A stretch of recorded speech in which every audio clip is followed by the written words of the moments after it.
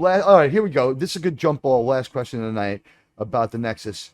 What do you think the worst thing Utrecht could do with the Nexus? Besides bringing back Whoopi Goldberg, Oof, that would be pretty bad. I think it would be retconning their own stuff with even stupider stuff. And failing to do it, like they try to retcon their stuff and like reboot their own garbage. 10 fucking grueling hours. And yet like failing it in some way. I think that's probably about the worst they could do. Because look, it's already not really Trek.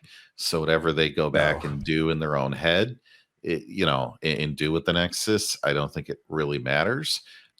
Here's the thing. Section 31 is mentioned in 3 episodes of Deep Space Nine, and that's it. Look how much damage they've done with that.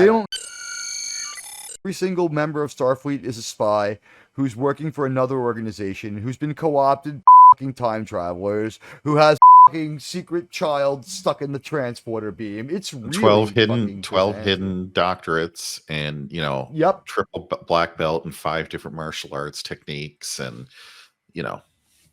Germ, the question goes to you. What's the worst thing you think Utrecht could do with the Nexus? I think JT was right. The worst thing they could do is try to correct their mistake and then end up botching it. And all right, as it is now, I think that's what they're actually going to try to do, because they don't want to admit failure. They want to figure out some MacGuffin to reboot, and that's the most obvious one they could use. Okay, it's either that or a dream sequence. I've watched too much Utrecht to not understand how their minds work, but I'm also smarter and a better writer than the Utrecht writers. So unfortunately, I can only approximate their level of incompetence and outright idiocy when it comes to this. But Daystrom Station, Utrecht moment, right? No. We got some science. We have a powerful, sciencey woman of color, right? We have DNA from Picard and from Kirk. The only way to save the universe in the mind of this mad scientist, because that's all they have in Utrecht, is to combine the 2 greatest heroes of the Federation. So now what we do is, because that's how so we have to combine Picard and Kirk. The only way to do it is to make it female. To take the X out of both.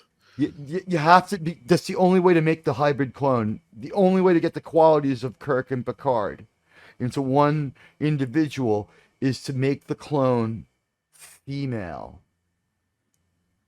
So the clone is blank, and then we just go to a planet, blow up the sun, have the Nexus fly to the planet, and we have Kirk and Spock.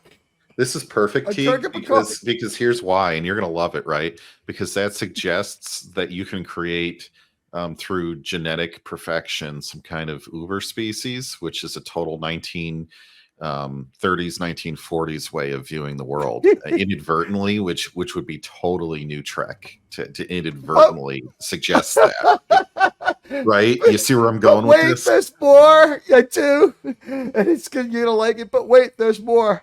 It doesn't work out as well as we thought it would when we combine Picard and Kirk, and it dies. It's so tragic, but it dies. But I have really good news. We brought back Allison Pill, and she's built another robot, and it's female, and it's really weak because it wouldn't want to be strong. And we put the spirit of the Kirk Picard symbiote female clone into a robot, and it can't be reformed, and it runs around as Kirk Picard lore. Yes, yeah. That is the worst thing they could do with it. When we go after them for it, we gave them what they wanted. We gave them Kirk and Picard, and look how they scoff at it because they can't stand a powerful woman.